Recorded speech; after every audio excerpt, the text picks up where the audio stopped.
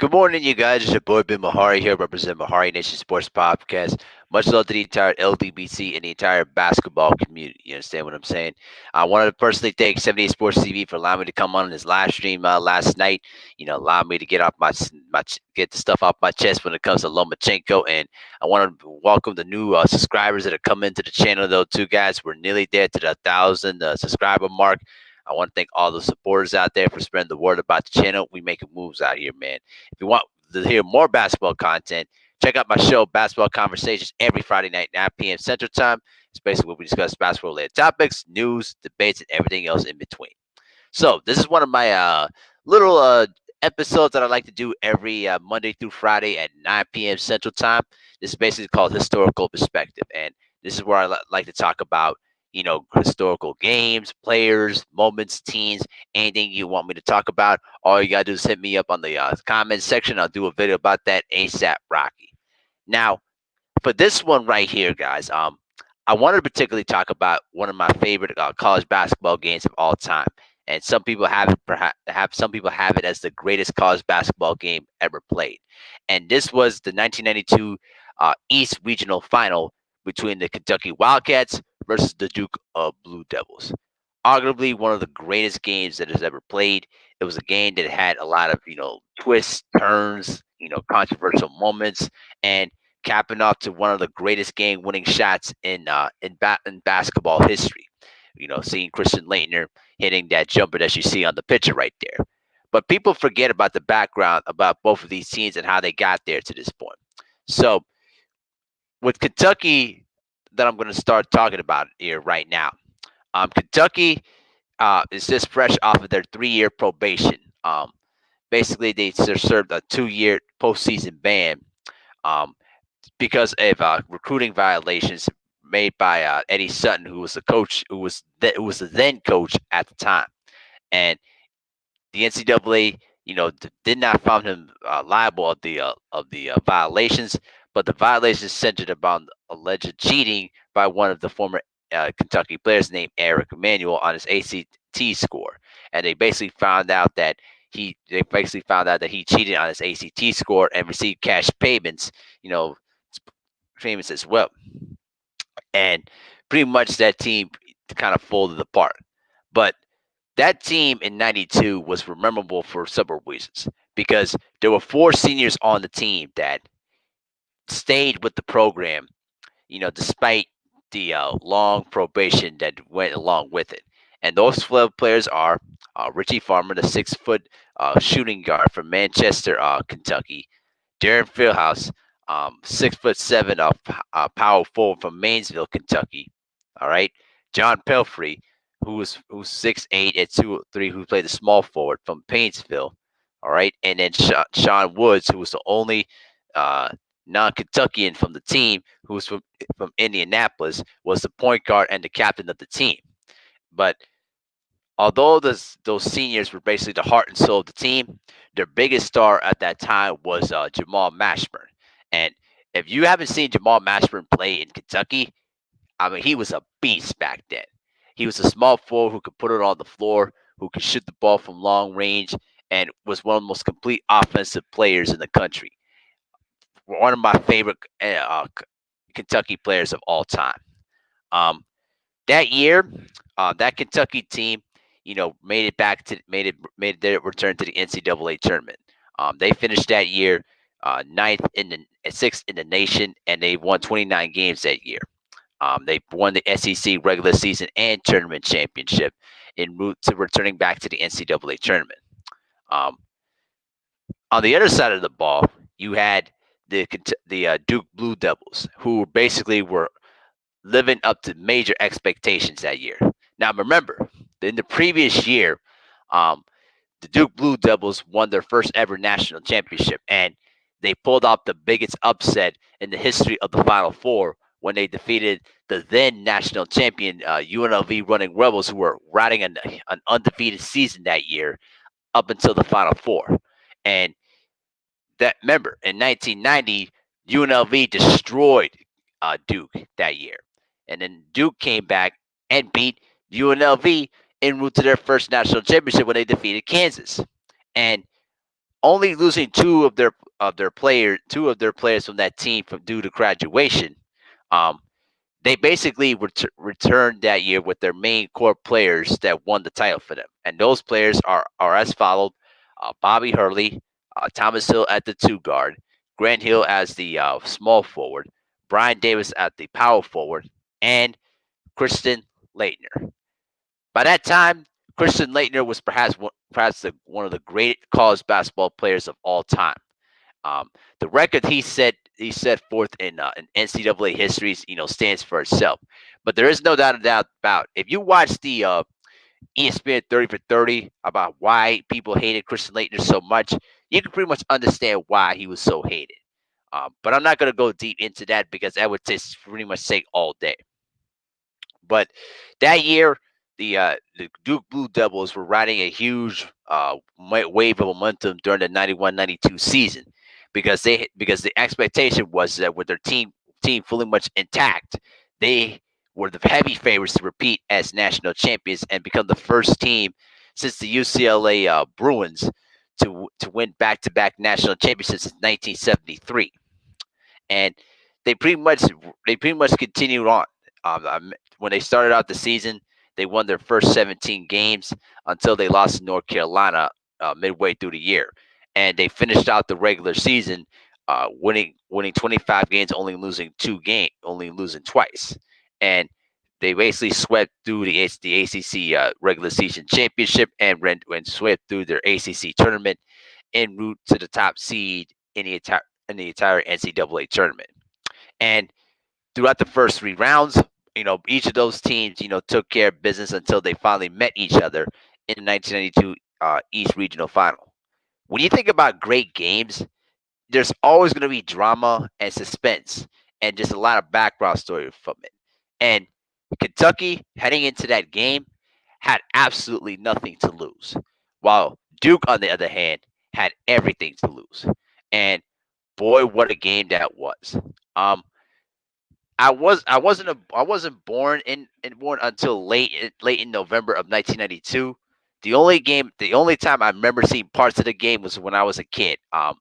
There was an NCAA video that my parents bought me, and I saw bits of that game until I was about maybe 12 years old, when I was able to watch the game on ESPN Classic, from start to finish. And I tell you, that game was just close throughout. I mean, throughout the entire 40 minutes, I mean, it was just intense, throughout. See, Kentucky, with Rick Pitino as their coach, they emphasized the 3-point shot more than any other team in the nation. I mean, I remember reading that stats that they led the nation in terms of 3-point, attempts, 3-point makes, and percentage. So there was no doubt they was gonna, if they had an open look for a three, they was gonna put it up. And Kentucky, was a complete team. They could play any tempo that the opposition can throw at them, and it all starts with Kristen Laettner. Um, Laettner was pretty much the central focus of the team, and in that game, he already basically set himself apart among the greatest college basketball players in the history of the game. But in that entire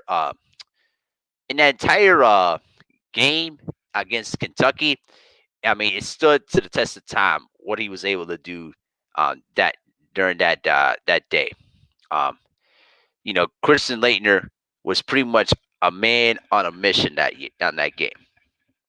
Um, in that game, Kristen Laettner shot 10 of 10 from the field and basically shot 10 of 10 from the free throw line. Literally, he was perfect throughout the entire game. Any shot that Laettner put up, it was going in. I even remembered a game. I maybe even remembered a shot where he was basically, you know, had no pivot foot and basically took a leaning jump shot and he banked it in off the glass. I mean, that was the kind of game that he was having. But it did come with some controversy, as I said. I remembered midway through that was it the second half, where he basically stomped at Aminu Timberlake in the game. He was very, very close to getting himself ejected that game. And it wasn't the first time that Laettner had gotten himself into very physical play. Because remember, Laettner was a guy that took no prisoners. If you wanted to play physical with him, he would dish it right back to you. And I remember, and there was a game in North Carolina where they lost for the first time that year, and North Carolina center Eric Montross was beating up that game. I mean, he took an elbow to the head where he suffered a huge gash all over his head. Then he took some elbows to the face where his face was literally bleeding. And I can even remember Dean Smith like losing his mind.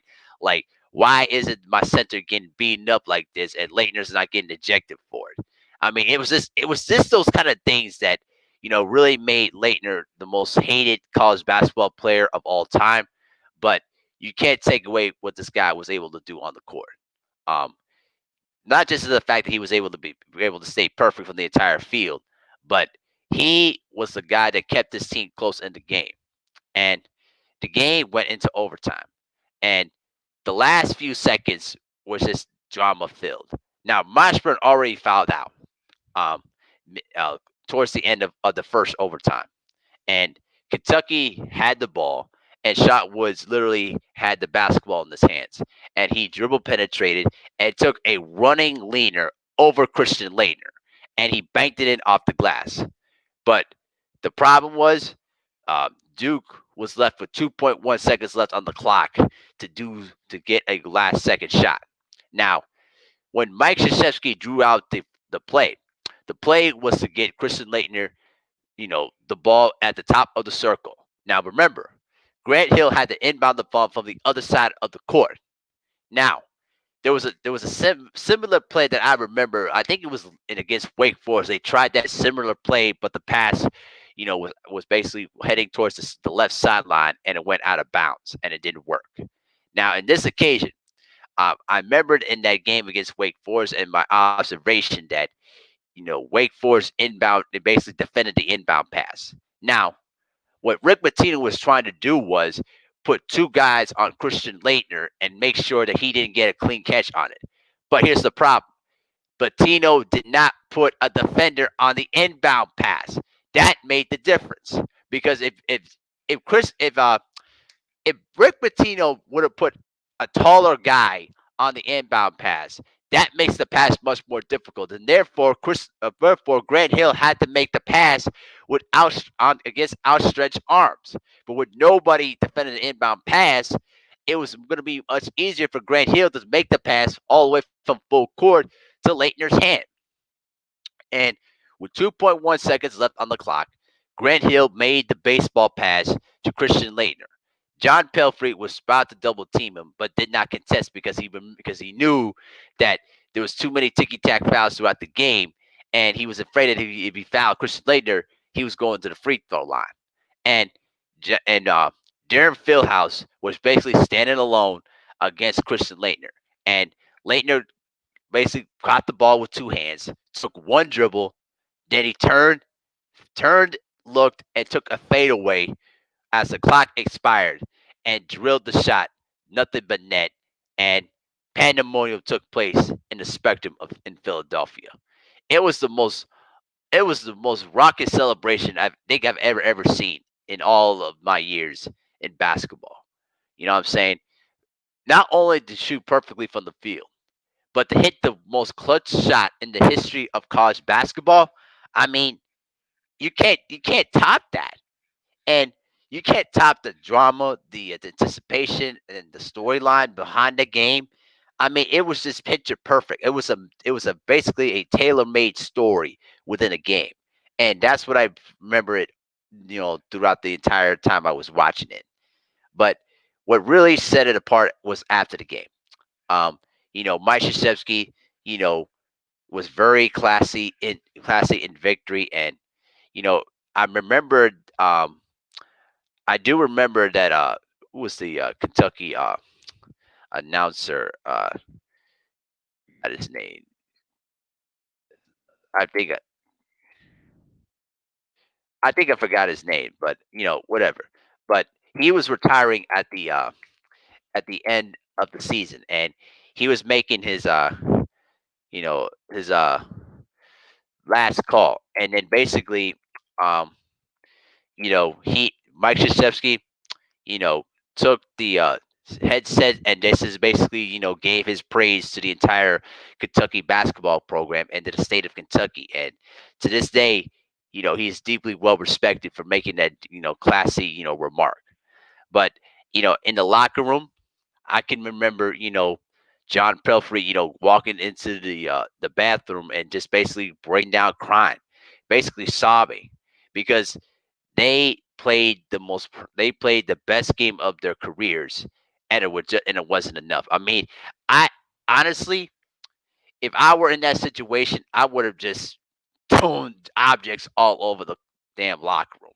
I mean, it was just, you felt for those guys because they put their heart and soul to the Kentucky program through all the rough years, and to end it on that way, I mean, it was devastating. Um, but those guys really were the foundation to help the resurgence of the Kentucky program. Then 4 seasons later, in 1996, they went on to win the national championship. And those guys, the unforgettables, were the big reasons why Kentucky was back on the map. And, without them, we all know where Kentucky basketball would be at that particular point. As for Duke, they survived a huge scare, and then they went on to go to the Final Four in Minneapolis, where they defeated Indiana and they defeated Michigan en route to their second straight national championship.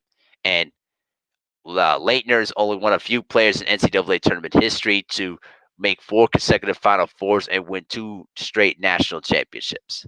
I mean, the guy was literally the face of Duke basketball. In all sincerity, you know, Laettner should have a statue outside of Durham because the guy was literally the face of of Duke basketball. Of everything that people hated on Duke basketball, it was centered around Christian Laettner. And you know what the sad part is?